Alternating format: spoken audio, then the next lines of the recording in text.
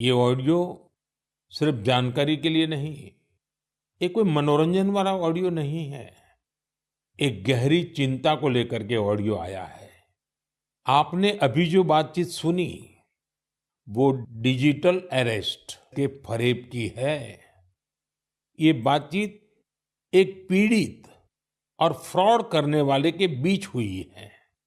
Digital arrest के fraud में phone करने वाले कभी पुलिस, कभी सीबीआई, कभी नारकोटिक्स, कभी आरबीआई, ऐसे भांति भांति के लेबल लगाकर बनावटी अधिकारी बनकर बात करते हैं और बड़े कॉन्फिडेंस के साथ करते हैं। मुझे मन की बात के बहुत से श्रोताओं ने कहा कि इसकी चर्चा जरूर करनी चाहिए। आइए मैं आपको बताता हूं, ये फ्रॉड करने वाली गैंग काम कैसे करती है, ये खतरनाक खेल क्या है, आपको भी समझना बहुत जरूरी है, औरों को भी समझाना उतना ही आवश्यक है। पहला दाव, आपकी व्यक्तिगत जानकारी, वो सब जुटा करके रखते हैं। आप पिछले महीने गोवा गए थे, है ना? आपकी बेटी दिल्ली में पढ़ती है ना? वे आपके बारे में इतनी जानकारी जुटा कर रखते हैं कि आप दंग रह जाएंगे। दूसरा दाव, भय का माहौल पैदा करो। वर्दी, सरकारी दफ्तर का सेटअप, कानूनी धाराएं, वो आपको इतना डरा देंगे, फोन पर बातों बातों में आप सोच भी नहीं पाएंगे। और फिर उनका तीसरा दाव शुरू होता है। तीसरा दाव, समय का दबाव। अभी फैसला करना होगा, वरना आपको गिरफ्तार करना पड़ेगा। ये लोग पीड़ित पर इतना मनोवैज्ञानिक दबाव बना देते हैं कि वो सहम जाता है। डिजिटल अरेस्ट के शिकार होने वालों में हर वर्ग, हर उम्र के लोग हैं। लोगों ने डर की वजह से अपनी मेहनत से कमाए हुए लाखों रुपए गंवा दिए हैं। कभी भी आपको इस तरह का कोई कॉल आए तो आपको डरना नहीं है। आपको पता होना चाहिए, कोई भी जांच एजेंसी फोन कॉल या वीडियो कॉल पर इस तरह पूछताछ कभी भी नहीं करती। मैं आपको डिजिटल सुरक्षा के 3 चरण बताता हूं। ये 3 चरण है: रुको, सोचो, एक्शन लो। कॉल आते ही रुको, घबराए नहीं, शांत रहे, जल्दबाजी में कोई कदम न उठाएं, किसी को अपनी व्यक्तिगत जानकारी न दें। संभव हो तो स्क्रीनशॉट लें और रिकॉर्डिंग जरूर करें।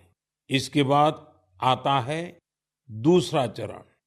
पहला चरण था रुको, दूसरा चरण है सोचो। कोई भी सरकारी एजेंसी फोन पर ऐसे धमकी नहीं देती, न ही वीडियो कॉल पर पूछताछ करती है, न ही ऐसे पैसा की मांग करती है। अगर डर लगे तो समझिए कुछ गड़बड़ है। और पहला चरण, दूसरा चरण और अब मैं कहता हूं तीसरा चरण।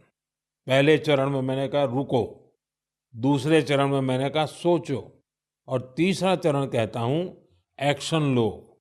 राष्ट्रीय साइबर हेल्पलाइन 1930 डायल करें। cybercrime.gov.in पर रिपोर्ट करें। परिवार और पुलिस को सूचित करें। सबूत सुरक्षित रखें। रुको, बाद में सोचो और फिर एक्शन लो। ये 3 चरण आपकी डिजिटल सुरक्षा का रक्षक बनेंगे। साथियों, मैं फिर कहूंगा, डिजिटल अरेस्ट जैसी कोई व्यवस्था कानून में नहीं है। ये सिर्फ फ्रॉड है, फरेब है, झूठ है, बदमाशों का गिरोह है। और जो लोग ऐसा कर रहे हैं, वो समाज के दुश्मन है। डिजिटल अरेस्ट के नाम पर जो फरेब चल रहा है, उससे निपटने के लिए तमाम जांच एजेंसियां राज्य सरकारों के साथ मिलकर काम कर रही है। इन एजेंसियों में तालमेल बनाने के लिए नेशनल साइबर कोऑर्डिनेशन सेंटर की स्थापना की गई है। एजेंसियों की तरफ से ऐसे फ्रॉड करने वाली हजारों वीडियो कॉलिंग आईडी को ब्लॉक किया गया है। लाखों सिम कार्ड, मोबाइल फोन और बैंक अकाउंट्स को भी ब्लॉक किया गया है। एजेंसियां अपना काम कर रही है, लेकिन डिजिटल अरेस्ट के नाम पर हो रहे स्कैम से बचने के लिए बहुत जरूरी है हर किसी की जागरूकता, हर नागरिक की जागरूकता। जो लोग भी इस तरह के साइबर फ्रॉड का शिकार होते हैं, उन्हें ज्यादा से ज्यादा लोगों को इसके बारे में बताना चाहिए। आप जागरूकता के लिए हैशटैग सेफ डिजिटल इंडिया का प्रयोग कर सकते हैं।